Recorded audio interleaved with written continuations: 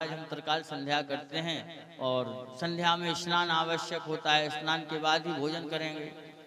तो ठाकुर जी ने कहा द्वारिका में जल की कमी थोड़ी सी है, जाओ बढ़िया समुद्र स्नान करके आ जाओ, तब तक हम इंतजार कर रहे हैं। और आराम से आके प्रसाद पाते हैं दोनों लोग साथ में। बोले हाँ ठीक है। और भगवान की ऐसी माया, नारद जी महाराज जी समुद्र में स्नान करने के लिए गए। नारद जी ने समुद्र में डुबकी लगाई, महाराज तो स्त्री बन गए। और पीछे से एक धोबी आया, हाथ पकड़ा और 3 मूसर रसीद कर दे। बोले दिमाग खराब है, 14 दिनों से ढूंढ रहे, कहाँ चली गई थे। अब नारद जी अपने आप को फाउंडेशन देखे, बोले हाय राम जी हो का अच्छे खासे पुरुष से स्त्री बन गए। एक बड़े सुंदर कीर्तनकार हैं, वो तो निवेदन करते हैं, बोले नारद जी महाराज जब गए तालाब में तो एक घटना हुई। क्या? जब तालाब में मारी बुड़की, नर्तन की जा हो गई कुड़की। जा देखो भगवान की लीला, नारद बाबा बन गए लड़की। नारद बाबा बन गए लड़की, नारद बाबा बन गए लड़की। जब तालाब में मारी बुड़की, जब तालाब में मारी बुड़की। नर्तन की जा हो गई कुड़की, नर्तन की जा हो गई कुड़की। जा देखो भगवान की लीला, जा देखो भगवान की लीला। नारद बाबा बन गए लड़की। ओ नारद बाबा बन गए लड़की, नारद बाबा बन गए। उस धोबी ने उस नारदी से 13 बच्चे पैदा किए।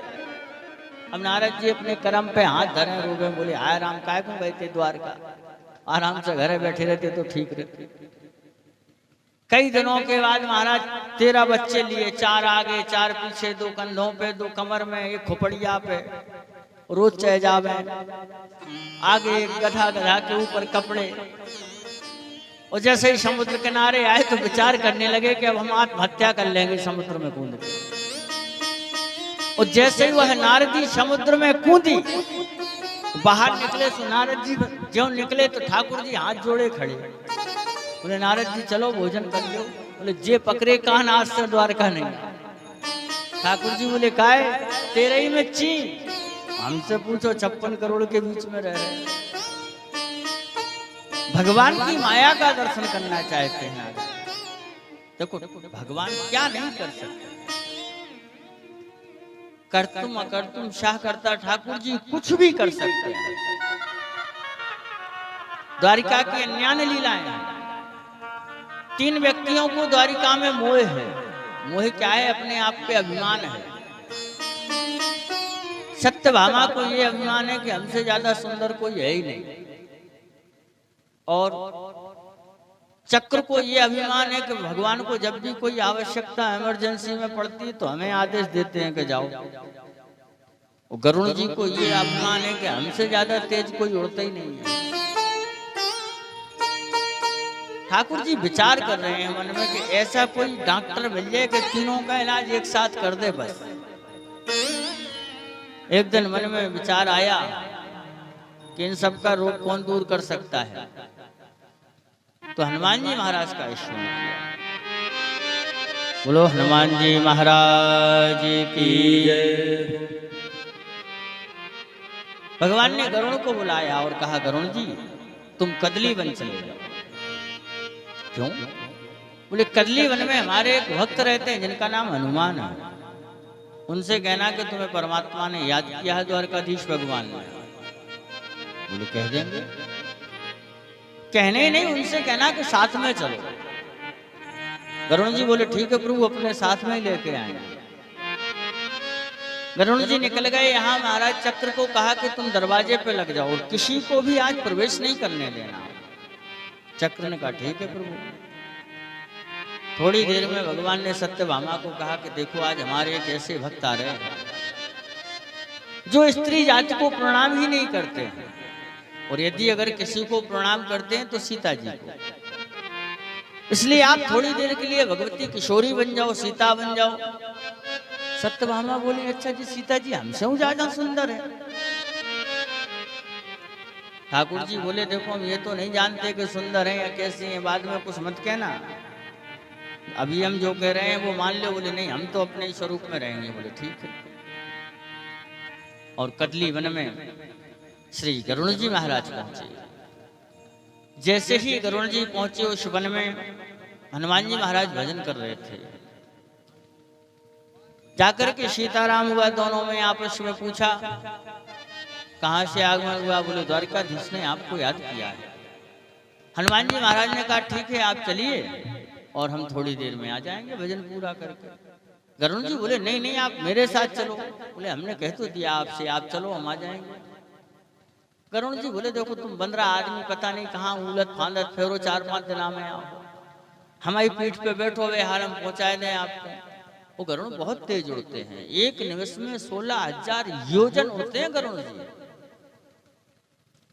हनुमान जी ने कहा गरुड़ जी आप चलिए मैं आ जाऊंगा। नहीं बोले ठाकुर जी का आदेश है। जब नहीं माने तो हनुमान जी महाराज ने अपनी पूंछ उठाई और थोड़ी घुमा दी। तो ऐसो तूफान आओ महाराज के गरुड़ जी उड़े, वो समुद्र में गिरे धड़ाम से। वो काऊ चिरक गया कि पंखा भीगने फिर हाल ना उड़ पाए। आराम से बाहर निकले, फड़फड़ाए सुखाए तब उड़े। हनुमान जी चले। दरवाजे पर चक्र घूम रहा है, भगवान का आयुध इसलिए प्रणाम किया। कहा आप दरवाजे से हटो, ठाकुर जी ने हमें सेवा के लिए याद किया है। चक्र बोला आदेश है, आज दरवाजे से नहीं हटेंगे। हनुमान जी महाराज बोले एक बार और कहेंगे बस। बोले एक बार नहीं तुम 25 बार कह लो, हम हटेंगे ही नहीं। बोले ठीक है। जैसे वो नहीं हटा तो हनुमान जी महाराज ने पकड़ा चक्र को और अपने मुख में रख लिया, प्रवेश कर गए। ठाकुर जी दिव्य बैठे हैं सिंहासन पर, सत्यभामा साथ में। हनुमान जी महाराज ने सत्यभामा की तरफ पीठ की, वो ठाकुर जी को प्रणाम किया। वो प्रणाम करके बड़े आराम से बोले ठाकुर जी ये नौकरानी कहां से पकड़ लिया है। सत्यभामा को बहुत बुरा लगा, देखो तो 15 का कह रहा हूं हमसे नौकरान। तब तक गरुड़ जी आ गए। वो गरुड़ जी ने जैसे ही हनुमान जी महाराज को देखा स्वयं ऊंचा कर दिया। गरुड़ भले ही एक निमिष में 16,000 योजन उड़ते हो, लेकिन हनुमान जी महाराज कितना तेज उड़ते। मनोज मारुत तुल्य वेगम। महाराज मन की गति से उड़ने वाले हैं हनुमान जी महाराज। ठाकुर जी ने कहा क्यों हनुमान जी, दरवाजे पे कोई मिला। बोले हाँ महाराज। कौन। बोले मजे की एक चकई घूम रही थी। कहाँ है। निकाल के मुंह से सामने रख दी। तीनों का सर नीचा हो गया। बोलो हनुमान जी महाराज की जय। और हनुमान जी के लिए एक स्पेशल डिग्री लगी है। कबने सो काज कठिन जग माही। कवन सो काज कठिन जग माही। कवन सो काज कठिन जग माही। कवन सो काज कठिन जग माही। जो नहीं होए तात तुम पाई। जो नहीं होए तात तुम पाही। जो नहीं होए तात तुम पाई। तात तुम पाही। तात तुम पाही। हनुमान जी के लिए लेकिन किंतु परंतु नहीं लगा है। ऐसा कौन सा काम है जो हनुमान जी ना कर सकते हो। इसलिए स्वयं ठाकुर जी कहते हैं राम जी हनुमान मैं सबसे उरण हो सकता हूं, लेकिन तुम्हारे ऋण से उरण नहीं हो सकता। और देखो इनका नाम है महावीर। क्यों महावीर है, बड़ी अच्छी बात है। जैसे महादेव, भगवान शंकर को महादेव क्यों कहते। बोले जो महाराज विष पी, जो अमृत पिए सो देव, और जो विष पी जाए सो महादेव। और महावीर क्यों। बोले जो राम रघुवीर को, वीर को अपने कंधे पे धारण कर ले उसका नाम महावीर है। वीर कौन है। बोले लक्ष्मण जी महाराज किशोरी जी ने खुद कहा है, वीर सुधीर और रघुवीर राम जी हैं, और दोनों को हनुमान जी धारण किए इसलिए महावीर हैं। द्वारिका के अन्यान लीलाएं हैं, लेकिन कहां तक कहें, समय सुनिश्चित है। देखो श्रीमद् भागवत महापुराण की कथा 7 दिन में 4 घंटे में कोई पूरी कर दे, ये असंभव है। अगर 7 दिन कंटिन्यू दिनों रात कथा चले तब भी ना हो पाए, और यहाँ तो 8 दिन हुई, लेकिन समय बहुत कम है। उसका कारण यही है कि हमारे यहाँ यज्ञ प्रधान है। भगवान की कृपा से बड़ो दिव्य विष्णु महायज्ञ चल रहा है। और आज पूज्य श्री आचार्य जी ने एक ऐसी उद्घोषणा भी की है, सुनने में आया है कि अगली वर्ष आपके यहाँ पुनः यज्ञ होगा, और अच्छे तरीके से होगा, जिसमें समस्त पुराणों का पाठ होगा। लगभग 40 से 45 ब्राह्मण रहेंगे, और कुंड जितने आचार्य सुनिश्चित कर ले। वैसे यज्ञ जब तक कोई बड़ा संत या कोई महंत आगे ना आवे तब तक नहीं हो पाते, लेकिन यहाँ हम पहली बार ऐसा देख रहे हैं कि गांव के लोगों ने सब कुछ कर लिया। ठाकुर जी की कृपा से बड़ी सांगोपांग विधि से धीरे धीरे विसर्जन की ओर है। और आप लोगों का यदि अगर ऐसा ही मंगलमय सहयोग बना रहा तो आपके अगली वर्ष और अच्छा यज्ञ हो जाएगा। उसमें आगंतुक संत ब्राह्मण भी दिव्य पधारेंगे। यहाँ कुंभ के जैसा माहौल रहेगा। पूज्य श्री आचार्य जी आज हमको बताए, बोले हमारे यहाँ ऐसा लोगों ने संकल्प लिया है।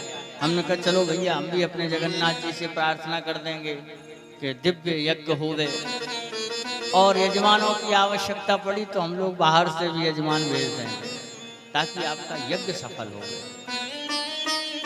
हमें इस यज्ञ में सब कुछ अच्छा लगा। एक अपने मन की बात बताए, एक चीज की सदैव कमी लगी कि यहाँ का युवा सक्रिय नहीं है। कार्यकर्ताओं की हमें बहुत कमी दिखी। जैसे हमने देखा कि कथा में यज्ञ में नए लड़के तो आते ही नहीं, और बाकी सब जगह दिखें ठीक है, लेकिन गलत है ये। कम से कम युवाओं को तो आगे आके भाग लेना चाहिए, ताकि आने वाले समय में अमंगल ना हो। ये यज्ञ अनुष्ठान हम लोग क्यों करते हैं कि हमारे जो अमंगल हैं वो नष्ट हो गए, घर में मंगल हो गए, उपद्रव ना हो गए। ठाकुर जी हम सबके ऊपर कृपा करें। और यज्ञ की सेवा के लिए तो स्वयं धर्मराज युधिष्ठिर भगवान ने तक पत्तल उठाई है, तो हम और आप हैं क्या चाहिए? क्योंकि यज्ञ ये किसी व्यक्ति विशेष का नहीं है, भगवान का है। और भगवान की सेवा के लिए तो कोई भी सदैव तत्पर रहे। ये तो आपके यहाँ की व्यवस्था है, कहीं आप धोखे से एक आध बार हमारे क्षेत्र में आ जाना यज्ञ देखने, तो आपको समझ में आ जाएगा कि यज्ञ किसे कहते हैं। छोटे छोटे बालक व्यवस्था में रहते हैं, महाराज आप इच्छा करो कि हमें पानी पीना है, पानी हाजिर, सब चकाचक है। बस जब यज्ञ करो तो पहले कमेटी बना के कार्यकर्ता सुनिश्चित जरूर कर देना कि कथा के कार्यकर्ता ये हैं। हमने यहाँ एक कार्यकर्ता देखा, हमें लगा कि भंडारी जी ने कहा कि हरी मिर्चा चाहिए तो हरिशंकर को फोन लगाओ, मंच पे गद्दा बिछने तो हरिशंकर को फोन लगाओ। क्या ये, क्या कोई और है नहीं? देखो, हालांकि आप लोगों ने बड़े ही अच्छे तरीके से इस यज्ञ को किया। जिस हिसाब से हमने पहले दिन यहाँ का माहौल देखा, तो हम लोग आपस में बात कर रहे थे कि गांव के लड़के भैया बड़े सक्रिय हैं। और शोभा यात्रा के बाद सीताराम है? लेकिन आप लोग उनको प्रेरणा दो कि कथाओं में यज्ञों में जाइए, जो भी सेवा मिले वो करिए। गारंटी हमारी, अगर समग्र जीवन उनके साथ कोई अमंगल हो जाए केवल यज्ञेश भगवान का अर्चन पूजन करने से। कल इस यज्ञ की पूर्णाहुति है, और पूर्णाहुति का समय मध्याह्न वेला, दोपहर 12 से 1, वही 12 से 1 के बीच में। तो जिनको भी पूर्णाहुति में सम्मिलित होना हो, अवन में होना हो, तो वो समयानुसार पधारेंगे। और पूर्णाहुति के बाद सीताराम, हाँ हम लोग अपनी अपनी रास्ता पकड़ेंगे।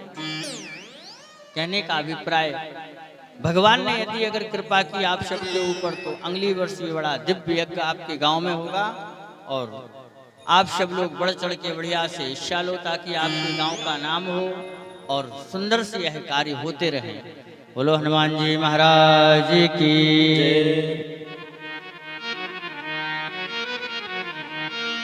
हो तेरा सुंदर रूप सलोना, हो चितवन में जादू टोना,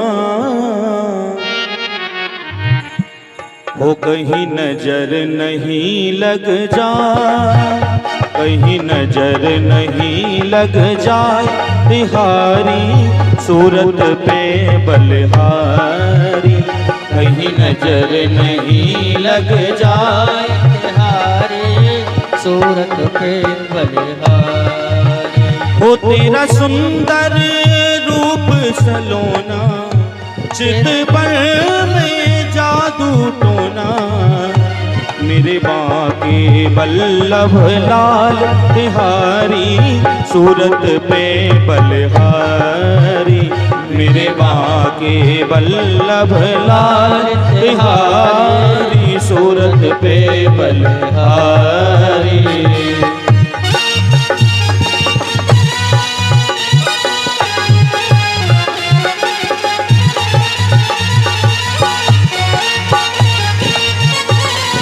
ऐसा नहीं, ताली की सेवा करते हुए गाइए दोनों हाथों से।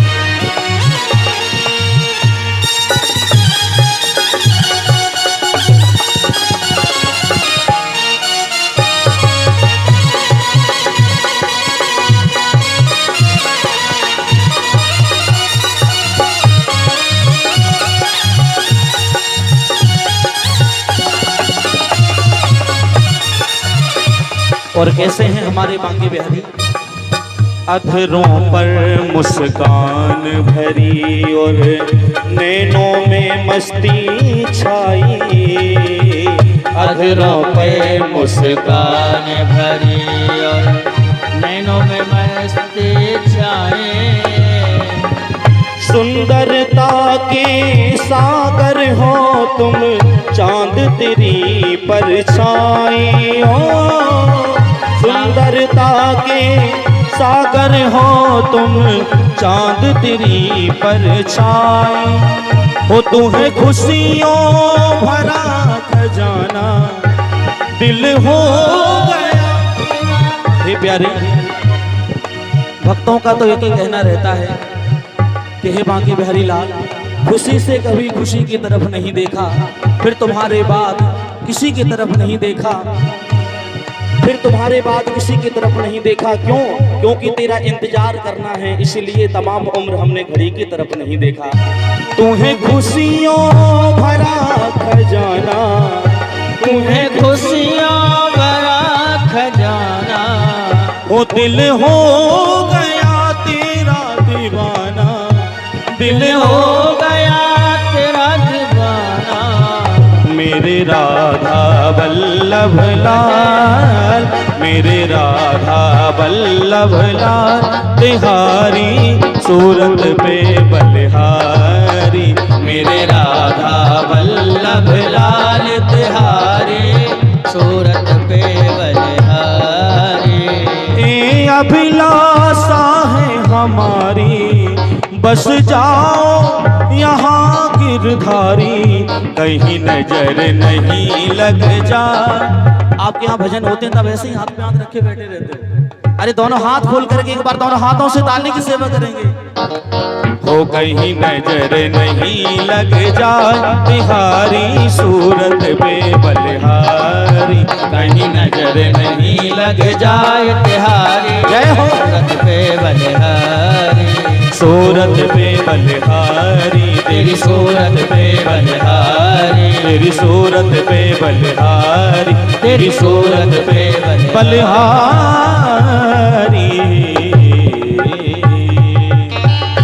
बोलो भक्त वत्सल भगवान की। द्वारिका में बड़ा आनंद है। श्रीमद् भागवत महापुराण में एक श्लोक आया है, पूज्य श्री शुकाचार्य जी महाराज कहते हैं, राजेंद्र, कृष्णस्यासि सखा कश्चित् ब्राह्मणो ब्रह्मवित्तमः विरक्तेन्द्रियार्थेषु प्रशांतात्मा जितेन्द्रियः।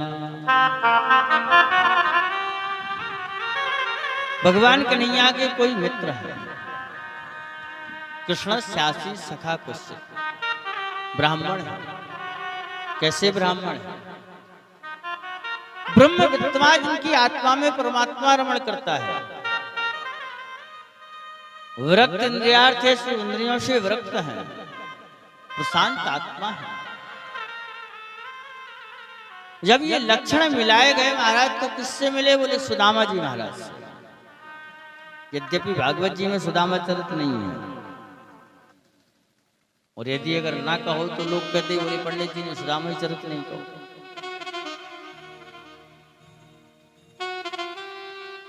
सुदामा जी महाराज की महाराज लोगों ने ऐसी छीचल लेदर की, कुछ ब्राह्मणों ने के पूछो मत। देखिए, सुदामा जी जैसा महान ना तो आज तक कोई हुआ है ना हो सकता है। लोगों ने सुदामा को गली गली लुटवा दिया। पता नहीं कुछ लोग तो क्या नहीं कहे सुदामा। भागवत जी में जो पोस्ट प्रहलाद जी को दी गई, वो सुदामा जी को दी गई। सुदामा शब्द का ही अर्थ होता है जिनका बहुत सुंदर दामन, वो सुदामा है। सुदामा जी महाराज की जो पत्नी है, उनका नाम सुशीला है। सुदामा जी के गांव का नाम सोनमपुर है। सुदामापुरी तो तब पड़ा जब भगवान ने कृपा कर दी। सोनमपुर में सुदामा जी महाराज के माताजी पिताजी का दिव्य नाम भी है। श्री परमानंद जी महाराज इनके पिताजी का नाम है, और श्रीमती जयंती देवी इनकी माताजी का नाम है। लोग कहते हैं भगवान ने सुदामा जी को याद किया। बिल्कुल किया। क्यों? भगवान भी चाहते हैं कि धर्म क्षेत्र में वो व्यक्ति आवे जो बैठ के संध्या भजन पूजन कर जाए। उपद्रवी तो कहीं भी जाके उपद्रव करके चले आते हैं। बालक बनते हरि भजे, तब नो रहे उदास, तीरथ उनकी आशा करें, कब आवे हरिदास। ये पृथ्वी महाराज अपने आप को कोसती है। हे ठाकुर जी, हे प्यारे परमात्मा, यहाँ कोई साधु ब्राह्मण आके बैठ जाए, एक बार भी यदि अगर संध्या कर जाएगा तो हम पवित्र हो जाएंगे। सुदामा जी महाराज भगवान के मित्र हैं, और मित्रता का सबसे बड़ा कारण है, जो मित्रता गरीबी में हो वो समग्र जीवन चलेगी। मित्रता अमीरी में करोगे महाराज चलेगी नहीं। अगर गरीबी में किसी से मित्रता हो गई तो जरूर चलेगी। सुदामा जी बहुत गरीब है, और मित्रता इनकी बचपन में विद्यालय में हो गई। जब पहले ही दिन भगवान पढ़ने जा रहे हैं सांदीपनी पाठशाला में, जंगल से रथ जा रहा है, और एक पंडित जी महाराज रो रहे हैं झाड़ी में। क्यों? बोले कलील कुंज का कांटा इनके पैर में चुभ गया है। सुदामा जी रोए तो भगवान की कानों में आवाज पड़ी। क्रूर से कहा, रथ रोको। कहां जा रहे हो? बोले कोई पुकार रहा है। भगवान श्याम सुंदर उस रथ से उतरे, देखा कि एक पंडित जी महाराज हैं, पैर से रक्त बह रहा है, कांटा लगा है। ठाकुर जी ने महाराज सुदामा जी महाराज के चरण को पकड़ा और अपने दांतों से उस कांटे को निकाला। सुदामा जी का जब वो दर्द ठीक हुआ, गोद में लेकर के सुदामा जी को भगवान ने अपने रथ में बिठा लिया और मित्र बना लिया। लेकिन सुदामा जी ने उस दिन मन में संकल्प कर लिया, मित्र तुमने मेरा विपत्ति में साथ दिया है, कभी यदि अगर मैं तुम्हारे काम आ सका तो मैं भी जरूर तुम्हारा यह एहसान चुकाऊंगा। यद्यपि सुदामा अपनी मर्जी से दरिद्र हुए हैं, गरीब हुए हैं, कारण जब दोनों सांदीपनी पाठशाला में पढ़ते थे सुदामा जी परम ज्ञानी थे। उसी समय कथा आती है, जो चना सुदामा जी ने खाए वो खुद खाए, अपनी मर्जी से खाए। क्यों? किसी ब्राह्मणी के चने थे, वो चोरों ने चुरा लिए। वो चोर लेके भागे तो वो ब्राह्मणी पीछा की उन चोरों का। चोरों को जब नहीं पकड़ पाई तो उस ब्राह्मणी ने श्राप दे दिया, तो जो भी इन चनों को खाएगा वो दरिद्र हो जाएगा। वो श्राप हुआ तो उन चोरों ने मन में विचार किया कि राम राम राम, इन चनों को हम ले जाके क्या करेंगे, इनको यदि अगर खा लेंगे तो हम दरिद्र हो जाएंगे। वो चने लिए तो सांदीपनी पाठशाला में फेंक दिए, वो गुरु माता ने उठा लिए और वही चने महाराज भगवान को दे दिए। कन्हैया जंगल में समझा लेने जा रहे हो, इनको पा लेना। भगवान श्याम सुंदर से सुदामा जी ने वो चने जानबूझ के ले लिए कि यदि अगर कन्हैया ने इन चनों को पा लिया तो फिर पूरा संसार ही दरिद्र हो जाएगा, इसलिए दरिद्रता मैं स्वीकार करूंगा। सुदामा जी ने वो चने स्वयं पा लिए। देखो सुदामा जी गरीब हैं, भिक्षावृत्ति करते हैं, कारण औरन को धन चाहिए, ब्राह्मण को धन भिक्षा। ब्राह्मण वही है जो दान ले दान दे। सुदामा जी महाराज भिक्षावृत्ति करते हैं, गरीबी बहुत है, 4 बालक हैं, सबका लालन पालन करते हैं, दुलार से खिलाते पिलाते हैं। भगवती सुशीला बड़ी मंगलमयी है, कभी कोई इच्छा जाहिर नहीं करते कि हमें ये वस्तु चाहिए। कथा आती है, किसी राजा ने सुदामा जी महाराज को बुलाया और कहा मेरे गुणानुवाद करो।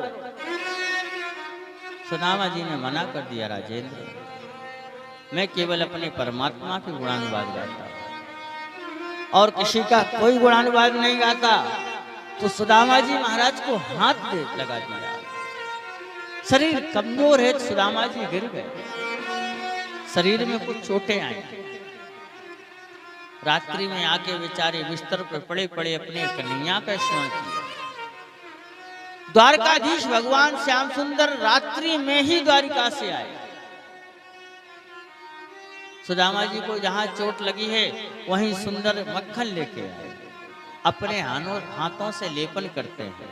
उस सुदामा जी को ये लग रहा है कि सुशीला सेवा कर रहे हैं। वो परमात्मा जिसको स्पर्श कर दे उसकी पीड़ा तो चली ही जाती है। तन भा कुलस गई सब पीड़ा। स्वर्ण पात्र में मक्खन था, पात्र वहीं छोड़ दिया। ठाकुर जी अंतर ध्यान हो गए, सोएरा हुआ।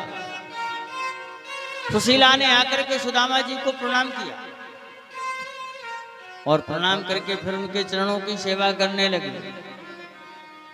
सुदामा जी ने कहा, देवी पूरी रात्रि निकल गई तुमको सेवा करते करते, अरे अब तो कम से कम विश्राम कर लो। सुशीला ने कहा, महाराज क्या कह रहे हो, रात्रि में तुम्हें थोड़ी सी भी सेवा नहीं की। देवी तुमने सेवा नहीं की? बोले हाँ महाराज, मैं रात्रि में तो बालकों के साथ में लेटी रही पूरी रात भर। आप कह रहे हैं रात्रि में सेवा की? बोले देवी बिल्कुल की। तुमने मक्खन का लेपन किया? बोले नहीं किया। जब चारों ओर देखा तो एक स्वर्ण का पात्र रखा मिला। सुदामा जी समझ गए कि राम राम राम, ये तो द्वारिकाधीश का लीला है। आज सुदामा जी ने मन में संकल्प कर लिया कि अब हम भिक्षावृत्ति भी किसी राजा के यहाँ नहीं जाएंगे करने। क्यों? यदि अगर मेरे शरीर में कोई कष्ट होता है तो द्वारिकाधीश को चल के आना पड़ता है। कुछ महापुरुषों का भाव है, कोई भगवान द्वारिकाधीश साधु बन के सुशीला के पास गए और कहा कि अपने पति से कहना कि तुम्हारे मित्र ने याद किया है। कहाँ रहते हैं? बोलना कि द्वारिकाधीश ने याद किया है। इन किन प्रकारेण भगवती सुशीला ने कहा, प्रभु थोड़ा विचार करो, आपके मित्र द्वारिका से चल के आपके पास आ गए और आप उनके पास अब तक नहीं गए हो, तो चले जाएं। सुदामा जी ने कहा ठीक है देवी, चले तो जाएंगे, लेकिन मित्र के यहाँ, गुरु के यहाँ, भगवान के यहाँ खाली हाथ नहीं जाना चाहिए। अगर कुछ नहीं है तो महाराज एक तुलसी का दल लेके चले जाओ। आप पूतना से सीखो। पूतना भगवान से मिलने जा रही है, उसने सोचा कुछ नहीं है तो चलो विष ही लेके चलो, लेकिन खाली हाथ नहीं। भगवती सुशीला ने जाके 4 घरों से 4 मुट्ठी अक्षत मांगा।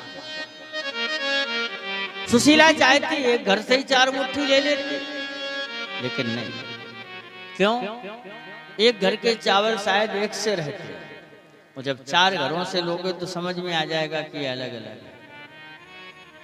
इसलिए 4 घरों से अक्षत लिया। देखो, अक्षत शब्द का अर्थ होता है जिसका कभी क्षय ना हो, विनाश ना हो, उसका नाम है अक्षत। सुदामा जी पंडित हैं, पंडितों को पता है भगवान को अक्षत बहुत प्रिय है। इसलिए कर्मकांडी जब कोई पूजा कराते हैं और कोई वस्तु कम पड़ जाए तो कहते हैं आभावे अक्षतान समर्पया। कोई भी वस्तु अगर नहीं है पूजन की तो उसकी जगह बोले अक्षतान, अक्षत चढ़ा। अक्षत कहते हैं साबित चावल, टूटे हुए को नहीं। 4 मुट्ठी अक्षत लिए। सुशीला ने अपने ही अंचल के वस्त्र को फाड़ा और उसमें बांध दिया, सुदामा जी को दिया। सुदामा जी महाराज ने यात्रा प्रारंभ की द्वारिका की।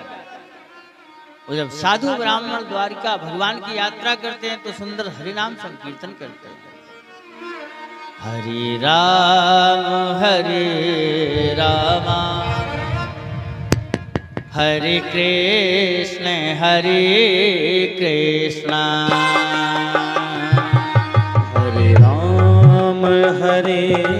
राम राम हरे कृष्ण हरे कृष्ण हरे राम राम राम हरे हरे हरे कृष्ण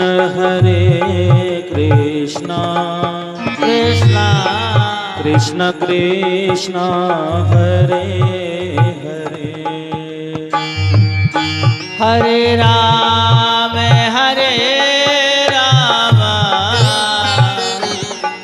हरे कृष्ण हरे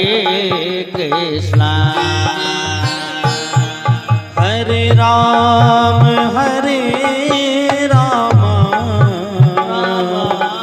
राम राम हरे हरे हरे राम हरे कृष्ण हरे कृष्ण हरे राम राम हरे कृष्ण हरे कृष्ण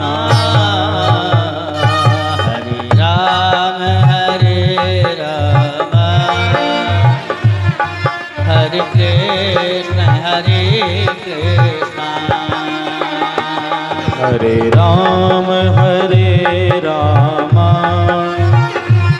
हरे कृष्ण हरे कृष्ण हरे राम हरे कृष्ण हरे कृष्ण हरे राम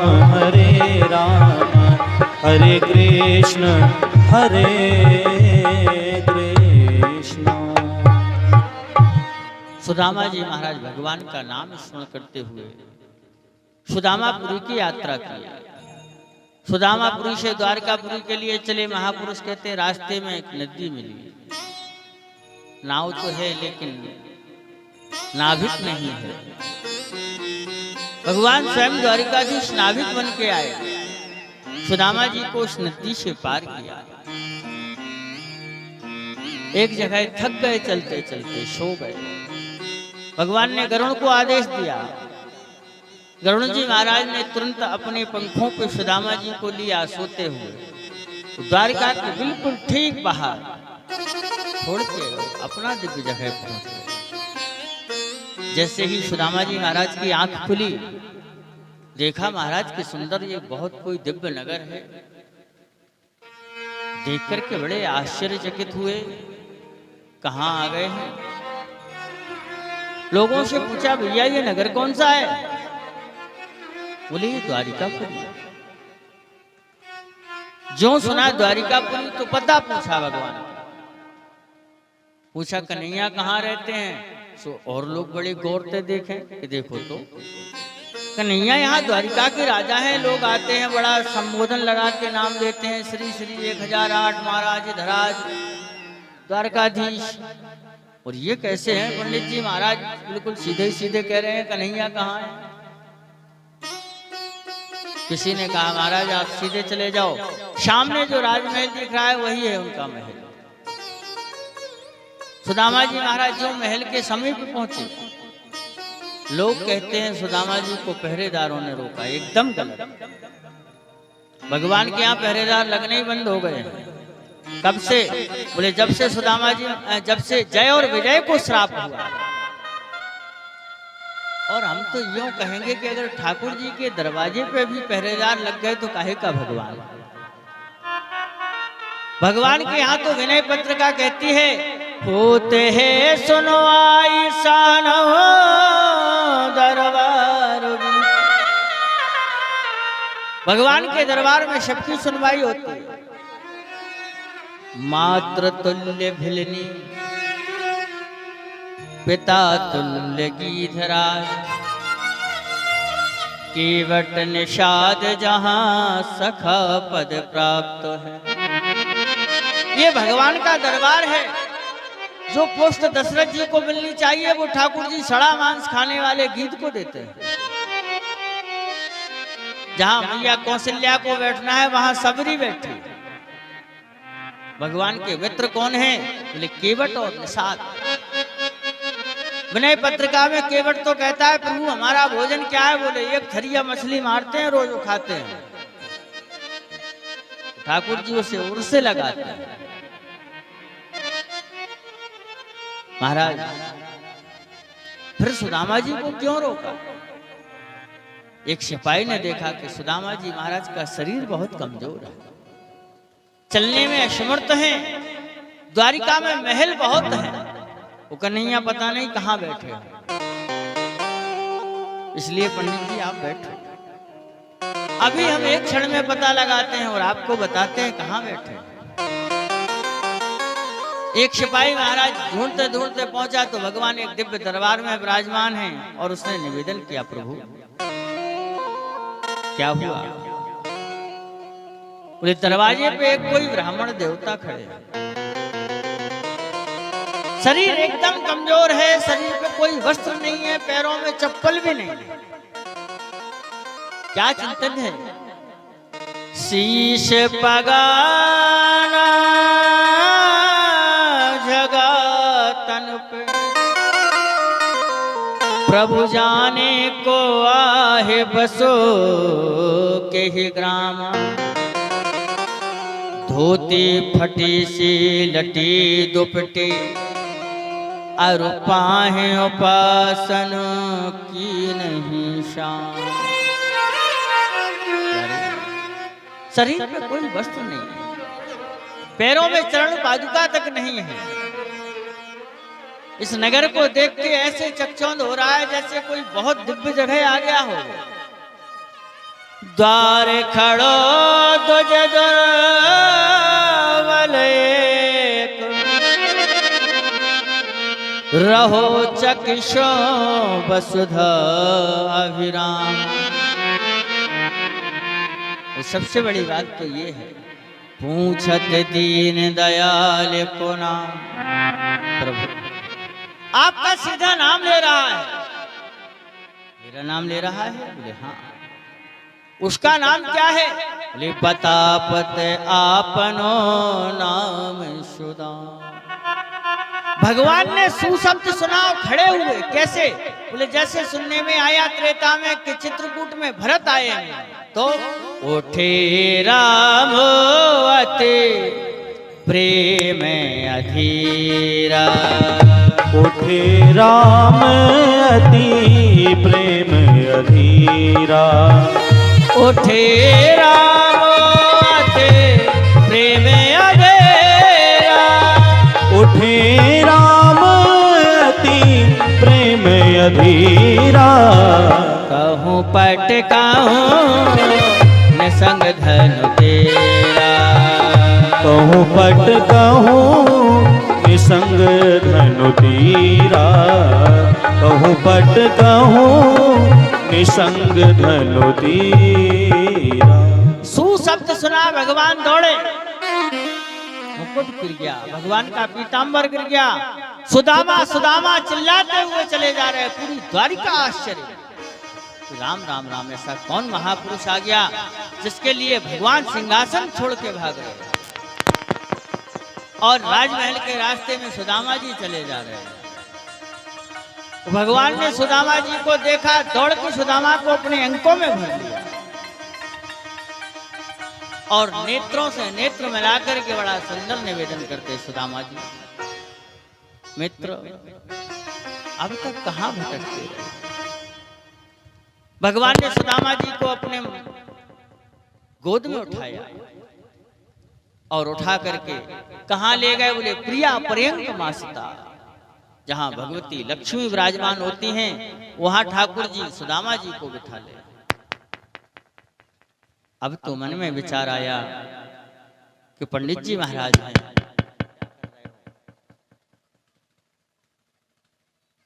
जैसे ही विचार आया कि पंडित जी हैं, इनको चरण धुलवाना चाहिए। रुक्मणी से कहा जाओ चरणों को धुलो, बंद रहने दो उसको। बोले ध्यानाथ भगवान की। जैसे ही चरण धुलने के लिए आदेश हुआ, रुक्मिणी मैया जल लेने के लिए गई गंगा जल को, तब तक उनको याद आया कि गंगा जल तो हमारे ही चरणों से निकला है और ये ब्राह्मण देवता है, इनके चरण कहां से कैसे धुलाएं। भगवती नेत्रजा सरयू महारानी का स्मरण किया। वो महात्मा कहते हैं, देख सुदामा की दीन दशा, करुणा करके करुणा निधि रोए, पानी परात को हाथ छुओ, नैनन की जल सो पग धोए। भगवती नेत्रजा का स्मरण किया, परमात्मा रो पड़े। सुदामा जी के चरणों को रोए क्यों?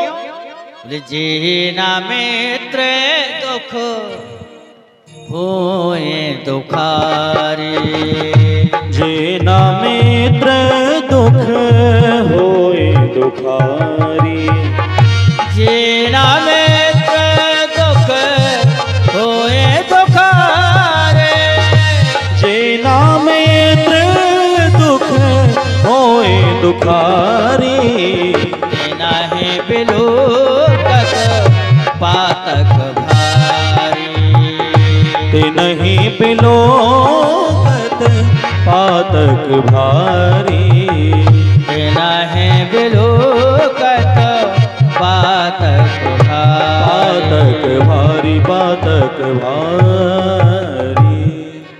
भगवान इसलिए रोए, जो मित्र के दुख को देख के दुखी ना होए वो सच्चा मित्र नहीं है। भगवान ने सुदामा जी महाराज के चरण धुले। भगवती लक्ष्मी रुक्मणी हवा कर रही है। लोग कहते हैं सुदामा जी गरीब हैं, सुदामा जी गरीब हैं, जिसे लक्ष्मी हवा करे भगवान चरणों में बैठे, उससे बड़ा आनंद तो कोई हो ही नहीं सकता। ऐसे सुदामा जी महाराज। भगवान ने आदेश दिया सबको, चलो इन्हें प्रणाम करो। वो प्रणाम करने की बात आई, महाराज से लाइन लग गई। अब सुदामा जी महाराज पहले सोचा होगा 2, 5, 10 लोग होंगे, प्रसन्न रहो, ये मस्तु तथास्तु। अब बुलाने ही कम ना हो, आशीर्वाद देते देते थक गए। बोले क्यों रे कन्हैया, ये गांव भर में निमंत्रण काय को दे दो। भगवान बोले दादा ये गांव भर की नहीं है। फिर बोले सब अपनी ही है। क्यों रे कन्हैया, तूने इतने 200-500 विवाह कर लिए?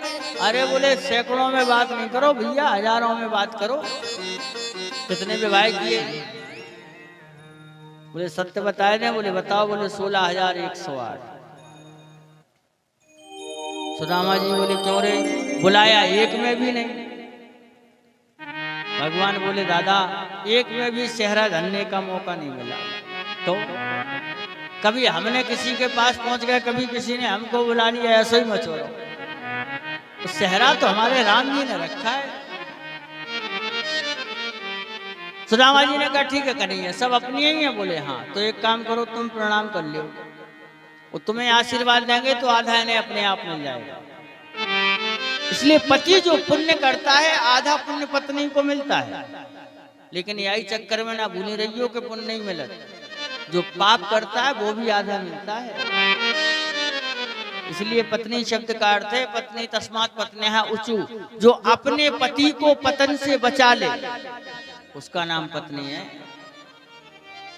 आपका आधा कैसे मिल जाता? बोले जैसे नाम मिल जाए।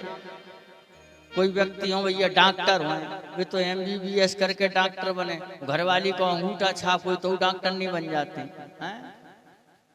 कोई मास्टर साहब हैं, बेचारे B.Ed करें, TET करें और पता नहीं काका करें तब मास्टर बने। वो घरे मास्टर नहीं, अपने ही आप। जैसे आपको आधा नाम मिल जाता है वैसे ही आपको आधा पुण्य प्राप्त होता है।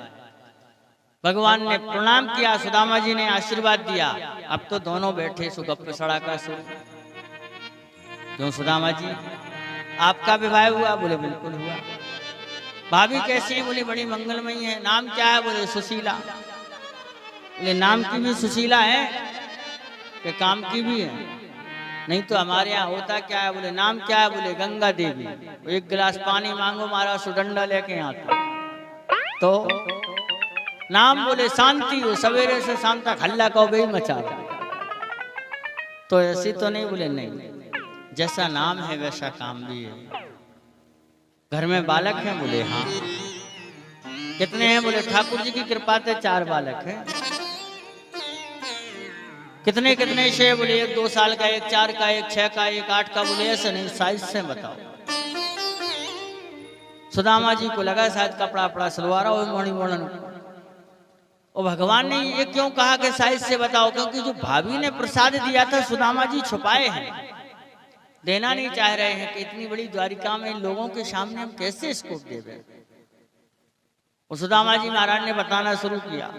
बोले छोटा वाला इतना सा है, इसके बाद इतना सा, और तीसरे के लिए हाथ उठाए महाराज तो धम्म से वो पोटली। वह परमात्मा उन अक्षतों पे ऐसे टूटा महाराज जैसे अनंत जन्मों से भूखा। लोग कहते हैं 2 मुट्ठी पाई 2 लोग का मालिक बनाया, तीसरा मुट्ठी पाने वाले थे, सुखमणि ने हाथ पकड़ लिया कि प्रभु आप कहाँ रहोगे? तो एकदम गलत। सुदामा जी महाराज तीनों लोगों के मालिक बने। रुक्मणी ने इस भाव से हाथ नहीं पकड़ा कि तीनों लोग दे दोगे फिर हम कहाँ रहेंगे। फिर किस भाव से हाथ पकड़ा? संत कहते हैं रुक्मणी मैया ने हाथ इसलिए पकड़ा, प्रभु आप जब भी किसी संतों के यहाँ भक्तों के यहाँ प्रसाद पाने जाते हो अकेले पाके चले जाते हो। आज भगवान की कृपा से एक भक्त का प्रसाद द्वारिका में आया है। 56 करोड़ यदुवंश से कम 1 मुट्ठी अक्षत तो बचा रहने दो ताकि सबके मुख में आधा आधा पहुंच जाए। सुदामा जी तीनों लोगों के मालिक हुए। बहुत दिन रहे। एक दिन इन्हें अपने बालकों की याद आ गई। तो ज्यों याद आई तो कन्हैया से कहा कन्हैया हम जाना चाहते हैं। कन्हैया बोले चले जाओ। सुदामा जी को मन में लगी, बोले हाय राम जाने, ये कूदना नहीं, रोकी के रुक जाओ। और जब जाने लगे तो भगवान ने बुलाया, बोले इधर आओ। सुदामा जी जो ये कपड़ा पहने हमारे से उतारे जाओ, अपनी फटे फटाए पहन के जाओ। भारी गुस्सा आई सुदामा को, घर से करेंगे घर कचा जाओ, घर कचा जाओ, घर कचा जाओ। तो देखो जाने कपड़ा उतरवा ले। चल दिए भैया अपने कपड़े पहन और आशीर्वाद दे रहे हैं, हे भगवान या कन्हैया ने जैसो हमारे संगे करो से ऐसो या के संगे हो गए। अब सबको ही पता है क्या किया सुदामा जी के साथ। विश्वकर्मा को आदेश दिया, जाओ जैसी द्वारिकापुरी है वैसी सुदामापुरी हो जाए। वो सुदामा जी दरवाजे पे पहुंचे, बोले पंडित जी रुको। क्यों? बोले थोड़ा काम है। ठाकुर जी पहुंचे, सुदामा जी का तिलक किया, मत्थे में लिखा था श्री क्षय, भगवान ने अंगूठा लगाया और घुमा दिया, सो अक्षय श्री कर दिया। सुंदर सा सुदामा जी महाराज भगवान द्वारकाधीश से मिलके अपने नगर के लिए चले। नगर को जो पहुंचे, अब तो महाराज जैसी द्वारिकापुरी थी वैसी सुदामापुरी से घबरा गए। बोले हाय राम, कहाँ गए हम? हमारी तो इतनी अच्छी खासी कांस की झोपड़िया आती और डुकरिया आती, ना तो डुकरिया है तो ना झोपड़िया है। तो सामने से कुछ देवियों के साथ में सुशीला आ रही है। तो सुशीला जैसे आई तो सुदामा जी महाराज को लगा कि देवी पूजा करने जा रही कहीं, तो नीचे उतर गए रोड से। वो सुशीला सामने ही आ गया। सुदामा जी बोले देवी जी हमारे ऊपर खाए चढ़ी चली आ रही। जब मोहनों खोल कर देखो, बोले आए सुशीला तुम्हारे जे ठाठ हम ऐसे 12 बार। सुशीला ने चरणों की पूजा की, प्रार्थना की, प्रभु ये तो सब आपकी भजन की कृपा से हुआ है। सुदामा जी महाराज दिव्य सुंदर सुदामापुरी में निवास करते हैं। भक्त बड़ा सुंदर चिंतन करते हैं। श्री राम जय राम जय जय राम, श्री राम जय जय राम, श्री राम जय जय राम, श्री राम जय जय राम। आप लोगों ने घोड़ा देखा होगा। घोड़े के मुख में लगाम क्यों लगी रहती पता है? नहीं है पता, हम बता रहे। महात्मा कहते जो कथा कीर्तन में मौन रहे, मुख से कहे ना राम, वो अपर जन्म घोड़ा बने मुख में लगे लगाम। अगर घोड़ा नहीं बनने तो कीर्तन करो, तो सुंदर सा ताली बजा करके तो चिंता नहीं करो, आज ही कहे कल से नहीं कहे। श्री राम जय जय राम, श्री राम जय जय राम। बोलो श्री राम जय जय राम, श्री राम जय जय राम,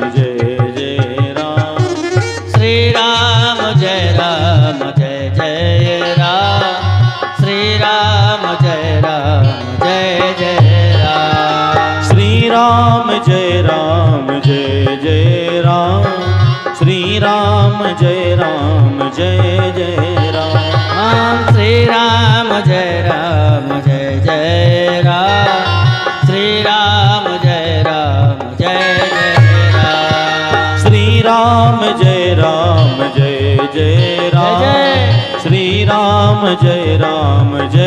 जय राम, श्री राम जय जय राम, श्री राम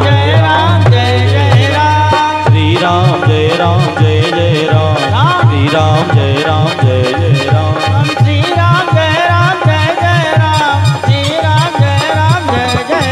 श्री राम जय राम, श्री राम जय जय राम, श्री राम जय जय राम, जय जय राम, जय जय राम, जय राम, जय जय राम, जय राम, जय जय राम। बोलिए श्री सीताराम जी महाराज की जय। ठाकुर जी की बड़ी मंगलमय कृपा। द्वारिका में एक दिन सप्तऋषि पधारे। द्वारिका की कथाएं तो अन्यान हैं। जो सप्तऋषि पधारे तो भगवान कन्हैया के जो पुत्र हैं श्याम बड़े सुंदर हैं, मित्रों के साथ में मिलकर के एक लीला कर दी।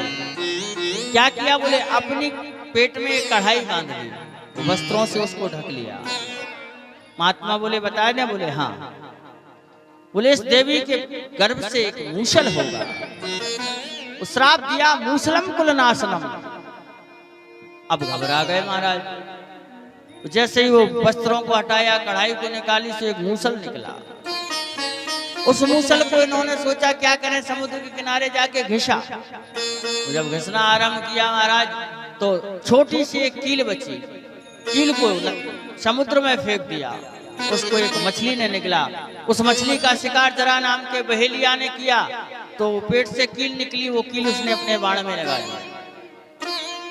और वो घास समुद्र के किनारे जाकर के महाराज एक वो जो मूसल घिसा गया था उससे घास बनी दिव्य, कहीं कहीं उसको त्रवली कहा गया। और एक दिन आपस में अकारण ऐसा वमंडल मचा, लड़ाई हो गई। वो जब झगड़ा हुआ तो आपस में लड़ गए, वही घास उखाड़ के एक दूसरे के ऊपर मारना शुरू कर दिया। तुम्हारा साहब सीताराम और भगवान कन्हैया एक कदम के वृक्ष के नीचे लेटे थे। भगवान के पैर का जो पद्म था वो चमक रहा था। जरा नाम के वेलिया को लगा कोई हिरण है, तो उसने वही बाण लिया, वो संधान किया, भगवान के चरण में लगा, दौड़ के पहुंचा, देखा कि ठाकुर जी हैं, तो भगवान से क्षमा मांगी। भगवान ने कहा चिंता मत करो, ये तो हमने व्यवहार सम करने के लिए कहा किया था। क्यों? बोले त्रेता में हमने तुम्हें छुप के मारा।